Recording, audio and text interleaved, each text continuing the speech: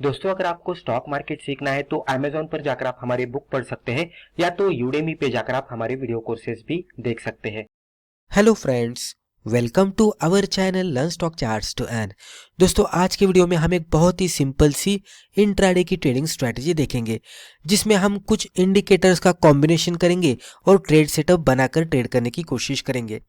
अगर आप beginner level के ट्रेडर से और कोई सिंपल सी इंट्राडे ट्रेडिंग के सर्च में है तो ये वीडियो पूरा देख लीजिएगा। इसके जरिए आपको एक सिंपल सी स्ट्रैटेजी सीखने को मिलेगी। तो चलिए अभी इसको कंटिन्यू करते हैं। स्ट्रैटेजी सीखने से पहले हम ये देखेंगे कि ये पर्टिकुलर स्ट्रैटेजी को एग्जीक्यूट करने के लिए हमें किन किन चीज़ों की ज़रूरत है, यानी कि व्हाट वी नीड। तो पहले हम देखते हैं टाइम फ्रेम। हम यहाँ पे ये स्ट्रैटेजी के साथ ट्रेड करने के लिए जो टाइम फ्रेम इस्तेमाल करने वाले हैं वो होने वाली है 5 मिनट की, यानी कि 5 मिनट का कैंडलस्टिक चार्ट हम यहाँ पे इस्तेमाल करेंगे। इंडिकेटर्स अगर आप देखेंगे तो हम यहाँ पे ईएमए इस्तेमाल करने वाले हैं, यानी कि एक्सपोनेंशियल मूविंग एवरेज का हम यहाँ पे सहारा लेने वाले हैं ट्रेड सेटअप ढूंढने के लिए। ब्रेकआउट आइडेंटिफिकेशन, अगर आप बिगिनर लेवल के ट्रेडर से तो कुछ चीज़ों के बारे में आपको पहले से ही इन्फॉर्मेशन होनी चाहिए, जैसे कि ब्रेकआउट का आइडेंटिफिकेशन। अगर आप सही ब्रेकआउट का आइडेंटिफिकेशन करेंगे तो आपका ट्रेड सही जाएगा। उसी के साथ आइडेंटिफिकेशन ऑफ रेंज। अभी क्या होता है कि कभी कभी स्टॉक ट्रेड करते करते एक रेंज बनाता है और रेंज में ही कुछ समय के लिए ट्रेड करता है। जब भी रेंज का ब्रेकआउट होता है तो एक मोमेंटम बनने की संभावना होती है। तो अगर हम रेंज पहले से ही आइडेंटिफाई कर पाए तो उसके बाद उसका ब्रेकआउट भी हमें सही टाइम पे मिलेगा और उसके बाद सही लेवल पे एंट्री करके ट्रेड भी बहुत ही बढ़िया जाएगा। तो इसीलिए रेंज का भी आइडेंटिफिकेशन करने को आना चाहिए। उसके बाद जो मार्केट कैटेगरी में हम ट्रेड करने वाले हैं वो होने वाला है लिक्विड स्टॉक्स, यानी कि इस तरह का स्टॉक कि जिसमें हाई वॉल्यूम हो, तो इस तरह के स्टॉक में हम ट्रेड करेंगे। अगर स्टॉक हमें इलिक्विड दिखता है, अगर उसमें वॉल्यूम नहीं है तो हम उसमें ट्रेड नहीं करेंगे। तो ये कुछ बेसिक चीज़ें हैं जिसका ध्यान रखकर हमें स्ट्रैटेजी के साथ ट्रेड करना है। स्ट्रैटेजी के रूल्स डिस्कस करने से पहले हम ये समझ लेने की कोशिश करेंगे कि ये 20, 50, 100, 200 जो कि हमने पहले आपको बताया था तो वो एग्जैक्टली है क्या। तो व्हाट इज 20, 50, 100, 200 स्ट्रैटेजी। तो ये स्ट्रैटेजी क्या है, तो ये हम यहाँ पे देखते हैं the strategy is of EMA combination, यानी कि ये स्ट्रैटेजी ईएमए का कॉम्बिनेशन करके बनाई गई है, यानी कि एक्सपोनेंशियल मूविंग एवरेज का हमने कॉम्बिनेशन किया है। और वो कौन से है, 20, 50, 100, 200। तो हम यहाँ पे 4 एक्सपोनेंशियल मूविंग एवरेज इस्तेमाल करने वाले हैं और वो होने वाले हैं 20, 50, 100, 200। अब यहाँ पे समझने वाली बात ये होगी कि 20, 50, 100, 200 हमने क्यों लिया है।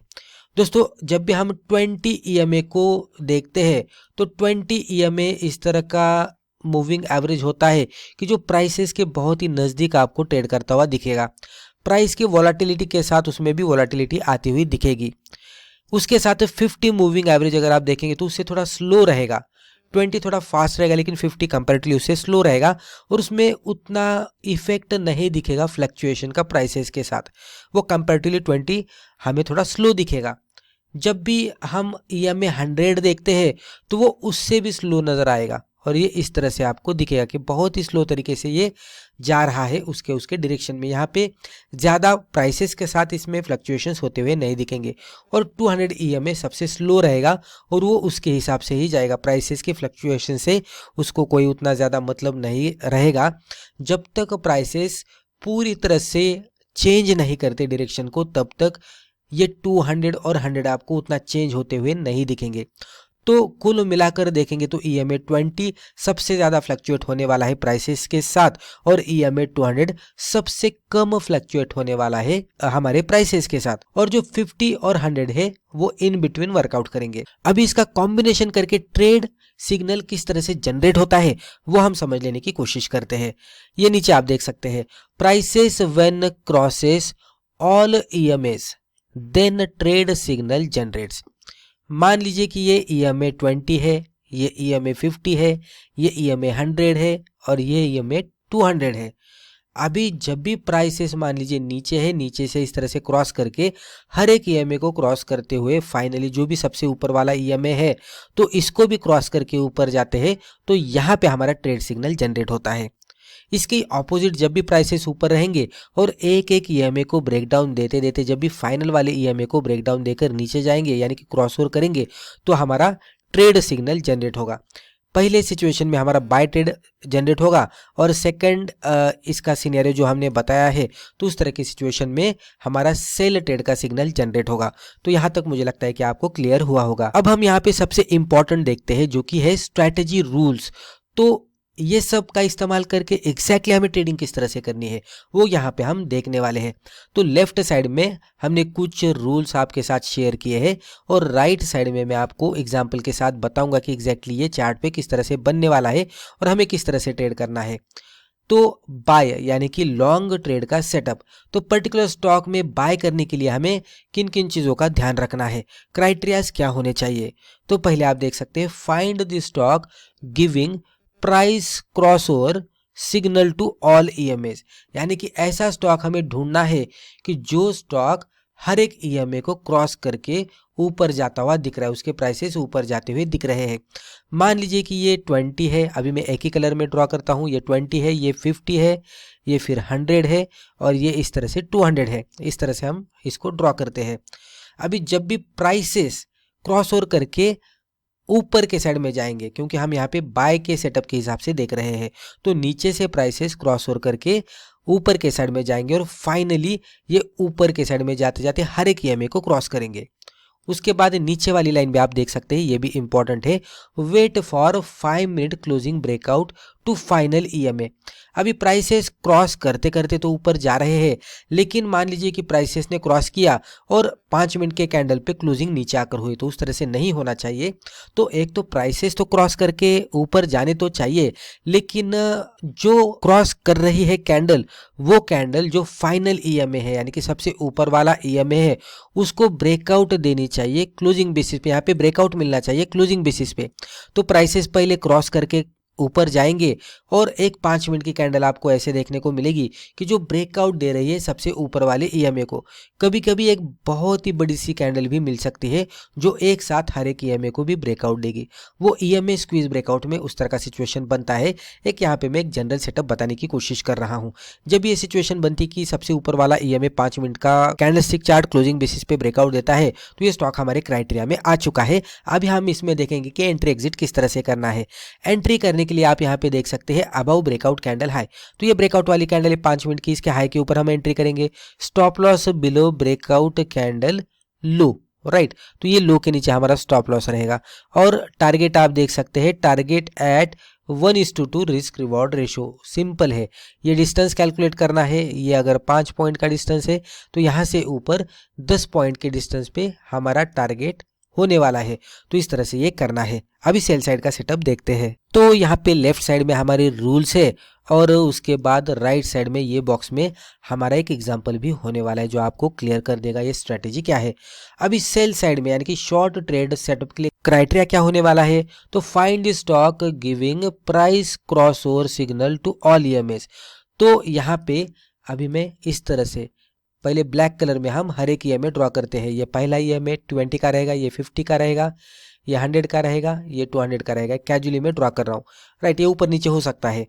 अभी हमें क्या करना है कि इस तरह का स्टॉक ढूंढना है कि जो प्राइसेस उसके ऊपर से नीचे आ रहे हैं क्रॉस ओवर करते करते, और ये हर एक ईएमए को क्रॉस ओवर करते करते नीचे आ रहा है। उसके बाद wait for 5 minute closing breakout to final EMA. तो सबसे नीचे वाला जो ईएमए है उसको 5 मिनट का ब्रेकआउट मिलना चाहिए क्लोजिंग बेसिस पे। अगर ये सिचुएशन बनती है तो ये हमारे ट्रेडिंग सेटअप में आ रहा है। कभी कभी इस तरह से एक बड़ी कैंडल भी मिल सकती है। यहाँ पे मैं छोटे कैंडल के जरिए आपको बताने की कोशिश कर रहा हूँ। एंट्री करनी है हमें बिलो ब्रेकआउट कैंडल लो। तो ब्रेकआउट कैंडल के लो के नीचे थोड़ा सा बफर लगाकर हमारी एंट्री होगी। Stop loss above breakout candle high. तो जो ब्रेकआउट कैंडल है इसके हाई के ऊपर हमारा स्टॉप लॉस रहेगा थोड़ा बफर लगाकर। और उसके बाद target at 1:2 risk reward ratio, यानी कि ये डिस्टेंस हमें कैलकुलेट करना है। अगर 5 पॉइंट का डिस्टेंस है तो यहाँ से नीचे 10 पॉइंट के डिस्टेंस पे हमारा टारगेट होना चाहिए, जो कि 1:2 के रिस्क रिवॉर्ड रेशो के हिसाब से बनता है। तो इस तरह से ये करना है। अब हम यहाँ पे एग्जांपल देखते हैं। यहाँ पे आप देख सकते हैं हमने ईएमए 20, 50, 100, 200 लिया है। और पहले अगर आप थोड़ा सा ऑब्जर्व करेंगे तो आपको देखने को मिलेगा कि प्राइस चार्ट यहाँ पे ऊपर के साइड में था, लेकिन यहाँ पे एक बिग बियरिश कैंडलस्टिक बन गई और ये ट्रेड करते करते ऊपर वाले 3 ईएमए के नीचे जाकर क्लोज आउट दी। हालांकि ट्रेडिंग बेसिस में इसने नीचे वाले ईएमए को भी क्रॉस किया था, लेकिन इसकी जो क्लोजिंग है वो ऊपर जाकर हुई थी, इसलिए हमने वेट किया अगले कैंडल का। अगली कैंडल पूरी तरह से निचले ईएमए को, फाइनल ईएमए को ब्रेकआउट देकर क्लोज आउट दी। जब भी ये सिग्नल मिलता है तो इसके लो के नीचे हम एंट्री करेंगे, तो एंट्री लगभग प्राइस रेंज के हिसाब से देखेंगे तो 987 के आसपास बनती, और स्टॉप लॉस यहाँ पे ये बड़ी कैंडल दिख रही है, इसलिए इसके हाई के ऊपर स्टॉप लॉस 996 के आसपास दिख रहा है, जो कि थोड़ा सा बड़ा दिख रहा है क्योंकि कैंडल बड़ी है। अगर कैंडल छोटी होती तो स्टॉप लॉस कम होता। अलग अलग चार्ट पे अलग अलग सिचुएशन बनती है। प्राइसेस के हिसाब से देखेंगे तो स्टॉक में जो फॉल आता हुआ दिखा है, फाइनली 976 975 के आसपास ये स्टॉक जाता हुआ दिखा है। तो यहाँ पे अगर आप ऑब्जर्व करेंगे तो ये जो इतना रिस्क था उसके बदले हमें यहाँ पे इतना रिवॉर्ड मिला है। तो लगभग 1:1 के थोड़ा सा ऊपर या तो 1:2 के नज़दीक यहाँ पे मिलता हुआ दिखा है।